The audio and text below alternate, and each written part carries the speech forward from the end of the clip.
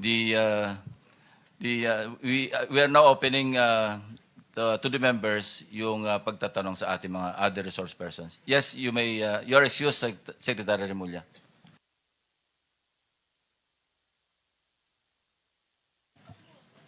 The Vice Chairman, Senator Erwin Tulfo, is recognized. 5 minutes, same guidelines, same rules apply. Mr. Chair, ako din po nakukulangan po doon sa sinabi ni Yusek Bernardo. Parang kulang pa po yung mga tao na tinuro niya. So I believe yung sa supplemental po, aantayin na lang po natin siguro pagbalik niya because di pa ako naniniwala na itong 4 lang po ito. I'm sure meron din po siya siguro mabanggit sa Kongreso, Mr. Chair. Anyway, I would just like to direct my question to Engineer Henry Alcantara. Mr. Alcantara, sang-ayon po ba kayo doon sa sinasabi ni Yusek Bernardo na dating boss mo? Doon po sa mga personalidad na binanggit niya, wala po akong personal knowledge. Doon naman po sa sinasabi niya na 15 po, ginagalang ko po yung opinion niya.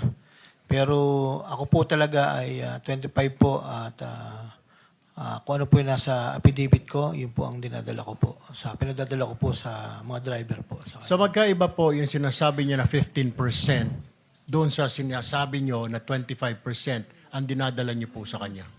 Yes, Your Honor. Ako po, yun po talaga ang hinahanda namin at pinadadala po sa mga driver po, Your Honor. May babanggit po ba siya na doon po sa 25 na yon ay para kay senador na ganito lang o wala na siya binabanggit na meron din ako dyan? Wala po, Your Honor. So ibig sabihin, doon sa sinabi niya po na statement, linawin ko lamang, na 15% po ang dinadala niya doon sa mga umano'y mga kasamahan po namin dito versus doon sa binibigay mo sa kanya na 25%. Kulang po. Is that what you're saying? Ang bigay niyo po sa kanya 25%, pero yung nabanggit niya kanina ay 15% lang. So, nawawala po yung 10%. Saan po kaya napunta, Ginoong Alcantara? Hindi ko na po alam as far as ang knowledge ko po at ang dinadala po namin ay 25% po. Yun po ay hinahanda po. Kasama po ang mga tao ko na naghahanda po nun at nagbibilang, Your Honor. Chair, nawawala po yung 10% po na ito doon sa 25 na piniprepare nila. Pero po, Mr. Chair, ang tanong ko lang po ulit ay, pero sa pag-prepare po, hindi po ninyo natanong para kanino ba ito boss? Para kanino ba ito boss? Para kanino? Tama naman po yung mga pinagsasabi niya pong pangalan. I never asked po, Your Honor, kasi po siya lang naman po yung kausap ko po, Your Honor. Siya lang kausap mo? Yes po. Alright. Isa pa pong matanong ko po, kasi nabanggit na rin po ni ninyo, ng grupo ninyo, yung 3 pong kasamahan po namin earlier, o 2 po namin kasamahan, si Senador Jinggoy Estrada. Si Senador Jinggoy po ba, na-meet ninyo personal o kahit nakausap sa telepono in person? Never po, Your Honor, na kausap tungkol po sa ganyang bagay o sa telepono po. Never So, po. hindi po ninyo na-meet? Yes po, Your Or Honor. nakausap si Senador Jinggoy? Hindi po. Maliban lang po nung, hindi ko po alam kung birthday yun, yung nasa picture po. Sinama lang po ako ng mga dating kasamahan ko po doon po sa okasyon. That's how you met Senator Yes po, Your Jinggoy. What about Senator Villanueva po? Senator Villanueva, nakakasama ko lang po siya pag may mga inauguration po, groundbreaking ng mga projects po sa Bulacan. Being the district engineer po, nakakasama ko po siya pag ganung mga okasyon. Okay, wala na po other than that. Yung mga communication, tawag, after that, yung mga ribbon cutting, kung ano man yan, opening ng kalsada, wala na pong tawag po late at night or after office hours, wala na pong ganon. Wala po. Yun lang pong insidente na nag-text siya sa akin na mag-follow up lang po nung request niya kay Secretary Bonoan. Dito po sa budget hearing, yun po, doon ko po siya kinausap dito tungkol po doon sa request niya kay Secretary Bonoan. Pero sa labas po, hindi po kami nagkakasama. Maliban lang kung minsan po, nanonood ako ng PBA, nanonood siya, magkabilang side po kami. Nagkakawayan lang po. Bilang respeto ko po sa kanya. All right, Mr. Chair. Opo. Okay. Mr. Chair, ito pong mga driver na ito, nandito po ba? Si Andre Balatbat, Christian Santiago, na binanggit po ni D. Alcantara na nagde-deliver po ng pera kay Congressman Saldico. Narito po ba sila? Ay, kasama ba sila kasal? Opo. Tama po. Narito po yata, Mr. Chair. Okay. Na-administer mo na yun. Yan, administer lang yung oath. Ito yung debit ng dalawang driver. Hindi ko nakita yun. Para malinaw yung flow ng ano yun.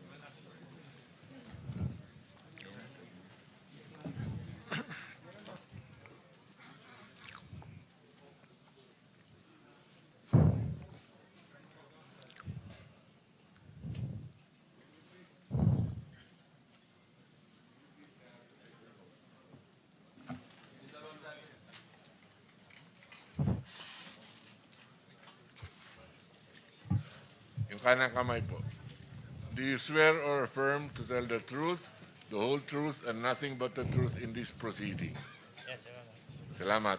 Take your seats. Okay, maraming salamat po, Mr. Chair. Kay Ginoong Balatbat, sino po si Ginoong Balatbat? Kayo po yon? Totoo po ba na kayo po ay nagde-deliver po ng pera doon po sa bahay ni or sa condo ni Congressman Saldico? Will you attest to that po na totoo po yung sinasabi ng boss ninyo? Your Honor, bali ako po, isang beses lang po ako nakapag-deliver doon. Gaano karami po yon? Kung inyo po natatandaan, ilang maleta, ilang sako yung dineliver po ninyong pera? Your Honor, sa pagkakatanda ko po, mga nasa 6 to 8 na maleta po. 6 to 8 na maleta. Alam niyo po ba kung magkano halaga noon? Di ba kayo sinabihan kung magkano? Wala po kaming idea. Saan po dinala? Pero alam po ninyo na pera po ang laman ng maleta po na yon. Hindi po kinonfirm na pera, so wala po kaming idea. Okay. Saan niyo po dineliver yung mga maleta na yon? Nung nasama po ako doon, Your Honor, sa Valle Verde po. Ito po ba yung bahay ni ni Congressman ako sa Valle Verde 6? Bahay po siya pero hindi ko po alam kung kay Senate. Sino po ang sumalubong po sa inyo doon? Mga tauhan po yung nandun, Your Honor. Mga tauhan. Wala pong resibo na parang acknowledgement receipt or what? Basta i-deliver niyo lang po doon? Hindi ko po alam, Your Honor. Alright, may papakita po kami slide ng bahay po. Ano po, kung ito po yung bahay na sinasabi ninyo na dineliver po ninyo sa bahay ni Congressman Saldico. Lagay po yung bahay. Kung ito po ba, ma-confirm lang po. Your Honor, magkaiba po yan, Your Honor. Magkaiba. Opo. Okay. Yung sasakyan ho na yan, alam niyo ho yan? Yung NFI 6319? Your Honor, bali yan po yung nag-pick up po ng... Yan po kasi, Your Honor, yung sa Fairview po. Ano naman yung sa Fairview? Bali yan po yung dinadala namin ni Christian ng Dinadala po na... mga maleta din po yung dinadala namin. So, hindi lang po isang beses. Kasi kung dinadala po namin, sabi nyo, iba naman po ito. So, ibang sasakyan naman po ito. Opo, Your Honor. Bali po kasi yung sa sinasabi nyo po na yung sa Valle Verde po, isang beses lang po nakapagdala doon eh. Yung sa ano po, Yung ito. iba po yan nung ano eh. Sino po ang diniliberan na naman ninyo ng pera dito? Itong gamit yung sasakyan na ito. Hindi, Your Honor, hindi po kami ang may gamit ng sasakyan na yan. Pero kasama po yan dyan sa inyong office, itong NFI 6319. Hindi po. Bali po, yan po yung sasakyan ng kumuha ng mga maleta. Yan po. So, Opo. nag-exchange lang kayo. Galing po sa sasakyan ninyo, inilipat nyo po dyan. Bali sila po yung kumuha sa sasakyan namin. Saan po ang nangyari itong transaction na ito na palitan, na ikarga from your sasakyan to that sasakyan? Saan po nangyari ito? Sa Phoenix Petroleum po, sa Dahlia Street, Fairview po. Doon po nangyari yung palitan, Opo. na inilipat sa inyong sasakyan yung pera. Okay. Opo. Alright, babalikin kita mamaya. Mr. Christian, ikaw naman po, ilang beses ko kayo nakapag-deliver ng pera po sa sinasabi ni D. Alcantara? At kani-kanino po ang inyong pinag-deliveran? Doon po sa Dahlia po, 7 beses po. Dahlia. Opo. Ano po yung Dahlia? Yung ito pong binanggit ni... Sa Fairview. Fairview po. Okay, ilang maleta naman po yung diniliver nyo ho doon? Per deliver po, nasa 8 to 10 na maleta po. 8 to 10 na maleta. Nagtina-transfer din po ninyo? Hindi. Opo. Kasama ko po si Mr. Andre. Kasama si Engineer Alcantara? Si Andre po. Si Andre. Ako po yung driver niya. Para kanino daw po yun? Hindi po namin alam, Your Honor. Hindi nyo alam, pero may sumasalubong. Ilang beses pong ganun transaksyon ang ginawa ninyo, palitan po, o nililipat yung maleta? Diyan po sa Dahlia, 7 beses po. 7 beses. Ano yun? Buwan-buwan? Linggo-linggo? Magkakaibang araw po, Your Honor. Pero sa loob ng isang buwan. Hindi po. Mga ilan? Pagitan? Ilang buwan? Ilang araw? Sa November po, 5 beses po. Tapos meron pong January tsaka March po. November, January, at saka March. D. Alcantara, will you confirm? November, January, at saka March? Posible po, Your Honor. Hindi ko lang po talaga ma-recall. Saan galing po itong pera? Advance po ba ito ng mga kontraktor? Kasi, Your Honor, pinag-uusapan pala yung budget ng November, may budget na po kaagad si Congressman ko. advance po, Your Honor. Actually, yan po. Advance payment. Yung sa sinasabi niya pong 6-7 maleta, approximately mga magkano pong pera ang laman nun? 6 na hanggang 8 maleta. Normally po, ang isang maleta, nagre-range po from 30 to 40 million. Pagkakatanda ko po. Kasi nilalagyan po namin ng numero yon para po for total. Normally po, mga 30 to 40. Pinakamababa na po yung, pag maliit po yung maleta, mga nasa 25. Meron pong, hindi ko po matandaan kung meron po kaming isang maletang malaking-malaki na kaya po yung 50. Pero bihira po yung 50.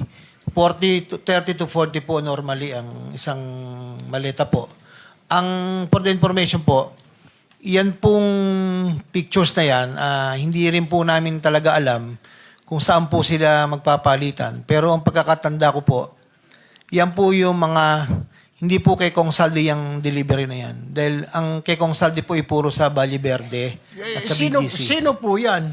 Ang delivery na po yan po yung di-deliver po kay Yusek Bernardo. Tingin ko po. Bakit sa Fairview po?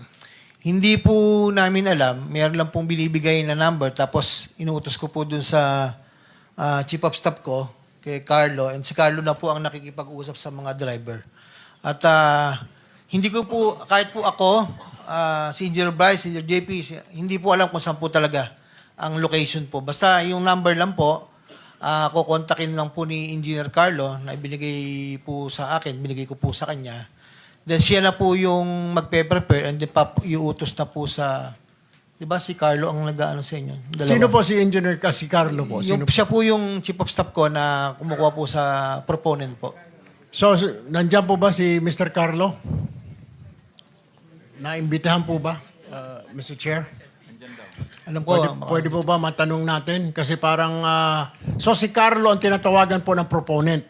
hindi po. Nagte-text sa proponent. Ako po ang nag-uutos po. Ako po ang kausap po. Upon the instruction of the proponent. Huwag na natin sabihin proponent, nalilito ang tao, politiko, Yes, Sir Honor. congressman o senador. Ganun po ba yun? Yusek Bernardo and Saldi ko lang po ang kausap. Si Yusek Bernardo. Kasi may nasabi po silang Congressman Saldi, ito po si Balatbat kanina. Opo. Nung nagdi-deliver na po sa Valle Verde, sabi ko nga po sa statement ko, Sir, Your Honor, meron pong times na dalawang beses po sa BGC sa parking. Tapos po, and the rest po is sa Valle Verde po, na bahay po dun sa, hindi ko na po kung talagang kanya. Sinasabi po ni Ginoong Christian ay 7 beses daw po. Panay kay Bernardo lang po ba yon yung delivery na yon? Or may mga congressman po doon at senador? Ay, ako po, Your Honor. Opo, yun. Sinabi po ni Christian kanina, 7 times po siya nag-deliver. Kay Congressman Saldi po, nakakasama po yung ilang driver po doon. Minsan po kasama po ko, minsan sila na lang po dahil alam na po nila. Doon po sa kay Yusek Bernardo, tingin ko po ito po yung lugar na yan. Kasi po putol-putol po 'yun hindi naman po biglaan po, Your Honor. Okay. Paano nila nalalaman na na-deliver na? Baka mamaya, tinakbo na ng inyong driver. Meron ba kayong confirmation na natanggap mo na ba, boss? Natanggap mo na ba, Kong, yung pera? Nandyan na, 7 maleta? Paano po ninyo nasasabi sa kanila? Your Honor, ang instruction po ni Carlo, instruction ko po sa kanya, yung pagbibigyan po dito sa Fairview, Actually, parang nagpapapicture pa yata sila. Pero hindi ko po kilala yung tao. Yun lang po yung pinadala po doon. So pinagkakatiwalaan nyo sa tao na hindi kilala. Yun po kasi yung binigay po na number. Pangalan po. at Yes number. Po, opo, opo. Nung politiko o nung ni undersecretary. Yes po, Your Honor. Alright, okay. No, Senator Erwin, no, kasi we have the whole day to do this. Bibigyan namin kayo ng extra 2 minutes. Everybody for that matter, no? Kung gusto niyo i-avail yung additional 2 minutes, tuloy-tuloy lang para mas mahaba. Hindi naman tayo constrained sa oras. So, you may continue. Thank you, Mr. Chair. Si Carlo Rivera, nakapanumpa ka na ba or this is your first time here? Naka-attend na po ako last hearing. Nanumpa ka na ba? Apo, yes po. Nanumpa ka na rin. Okay, Carlo Rivera. Yung pinagdeliveran mo ng pera sa Valle Verde, sino po? Si Congressman ba mismo ang tumanggap? Yun po, inuutos lang po namin sa driver. Sila po ang nagdi-deliver po doon. Yung driver. Opo. Ay, yung po ang doon sa Dahlia, sa Fairview. Yan po is, bibigay lang po sa akin ni D.E. Henry yung contact number. Then po forward ko po sa kanila. Sino yung nakakausap mo po sa contact number? Number lang po yung binigay po sa akin. Then pino-forward ko po sa driver. Sila na po ang nag-uusap. So, hindi mo actually alam kung sino yung doon sa kabilang linya, kung sino yung number na yon. Apo, yun. Wala po sinasabi. Wala po. Alright. Balikan ko mamaya, Mr. Chair, siguro sa second round ko. Puntahan ko lamang po si Ginoong Bryce Hernandez. Mr. Bryce, yung pinagsasabi po ni Yusek Bernardo, tama naman po. Agree po kayo o may kulang? Your Honor, parang kulang po yung commitment na binanggit po ni Yusek Robert. Kasi as per instruction po sa amin ni Boss Henry, nasa 25% po ang pinapaprepare na obligasyon. Okay, pero yung sinasabi po niya kasi 15% para kay Ulay Bar daw. Pero every time po ba 25 yung binibigay niyo lahat? Pag po ganun na senatorial funds, ano po, minimum po yung 25%, nagiging 30 pa nga po. Pag sa senador dinideliver. Sa tao, staff po ng yes po. Staff po ng senador Yes po. dinideliver. Yes so po, nasa Your Honor. 30. Yes po. Yung mga tao po nabanggit niya na bago ngayon, tama po ba yon? Or ngayon niyo lang po narinig? Your Honor, ngayon ko lang po nadinig yun. Hindi ko na po abot yun, Your Honor. Balikan ko po si Engineer Alcantara, itong mga tao pong nabanggit, sina Chis Escudero, sina Nancy Binay, Bong Revilla, personal na po ba ninyong na-meet ito? Or paano po, naka-text ninyo? Hindi po, Your Honor. Ngayon ko lang po narinig about Tiscodero, Binay. Yung Bong Revilla po, yung 300 million, si Yusek Robert po ang nambagin sa akin na sinabi ko po sa affidavit ko po. Wala po akong komunikasyon, hindi ko po sila nakakausap. Ang kausap ko lang po ay si Yusek Bernardo po. Okay. At one point, nakapunta ka sa birthday party o ano, alam mo yung mga kababayan ho natin, baka may mga litrato po, nandun po kayo sa mga birthday, sa mga kasalan, what have you. Wala po. Doon lang po sa okasyon ni Senator Jinggoy na sinama nga po ako ng mga dating kasamahan ko po. Nagpa-picture lang po ako. Kahit naman po, kung sino po yung nakita ko doon, ang tanda ko po. Kahit po kay, ano ba yun? Sino po yung tumakbong senador na Dagon? Attorney, ano ba yun? Dagon? Yung ano po? Nagpa-picture pa po ako doon eh. Yung ano po? Attorney... Gadon. Gadon. Attorney Larry Gadon. Opo, nagpa-picture pa po ako. Basta kung sino po yung nandoon, picture-picture lang po ako. Alright. So Bryce, mali po yung sinasabi ni Yusek. So parang kulang kasi sinasabi niya 15% lang pero kayo ini-impake niyo 25%. Opo, minimum po yun, 25%. So sa palagay mo, doon sinabi niya po, nasaan kaya napunta po yung 10%? It's either po kay Boss Henry o kay Boss Robert. Hindi po sa akin. Okay. Pero 25 sigurado ka. Opo, Your Honor. Okay. Alright. Dito po kay Ginoong JP. JP, agree? Yun po sa sinabi ni Yusek Bernardo. Tama po. Agree po na 25% po to up to 30% po yung pinagagayak po. Will it be safe to say, Engineer Alcantara, na yung 10% napupunta lang siguro kay Yusek Bernardo? Wala po akong personal knowledge. Pero kayo po, pag inabot ninyo na sa 25%, lahat po yun. Yes po, ito po yung pinaprepare ni Engineer Carlo. sa tamang 25 to 30. Siya po ang nagpe-prepare po lahat. Kami po sa box. Ano po yun? Yun po talaga yung percentage po. 25 to 30 po.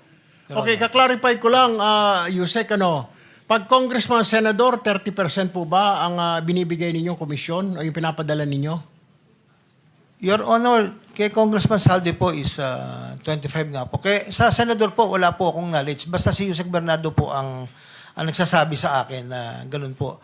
At So yan- it's Yusek Bernardo ang contact po ng mambabatas, hindi po kayo rekta. yes po, Your Honor. Alright. Ngayon, linawin ko rin po, yung para po sa pass-through charges sa mga district representative, meron din po yan. Kasi pa yung tinatawag na parking fee. Hindi naman niya lugar yun, hindi niya distrito, pero kailangan lagyan ng pondo doon. Magkano percent po ito?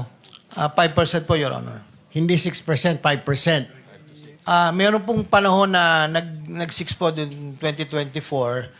Kasi po, yung pong, ito po ay sariling plano ko po. Actually po, ginagawa ko pong contingency sa iba at ang plano ko po talaga doon ay ibigay po kay Senator Joel po kung ano mo po yung makokolekta. Kung sino po yung mga, hindi naman po lahat, piling-pili lang po yung mga contractor na inaas ko na makahingi po ng tulong. Yun lang po, Your Honor. Mr. Chair, nais ko lang po liwanawin itong sinasabing pass-through charge for the district representative. Ito po, kung ikaw ay hindi mo distrito at ibinaba mo doon sa distrito na yon, bibigyan mo yung congressman ng distrito na yon ng 6%. Tama po? Sa representative po, 5 fee po. 5 po. 5%. Sa representative. Opo, yes po. Unfortunately, your extra Hindi, 2 minutes is up. One last question na po. Sige, one last one question. Total po nito dahil may District Engineering Office 8.5%, COA 1%, Contractor 5%, Losing Bidder 3%, Actual Project Implementation 30%, 83.5% po. Tama po. Ang binabawas po sa pagbinaba ang pondo. So Yes. magkano po natitira nila sa pondo sa mga commitment? Commitment po, yun po, yung 25 to Lahat-lahat 30 po, lahat-lahat, pati sa inyo na po. Bilisan na lang po natin. Commitment po sa back po ay Kaya nga po, estimate na lang sir, magkano natitira para sa proyekto? Magkano po? 30 to 35 po. 30% na lang Opo, to 35. 30 to 35. Normally Dahil po. yung 65% na sa commitment lahat. Sa taxes po and commitment. Yes, sir. Taxes and commitment. Pero mas Yes po. marami yung commitment. Yes po. Thank you. Salamat po. Thank you. Senator JB, RC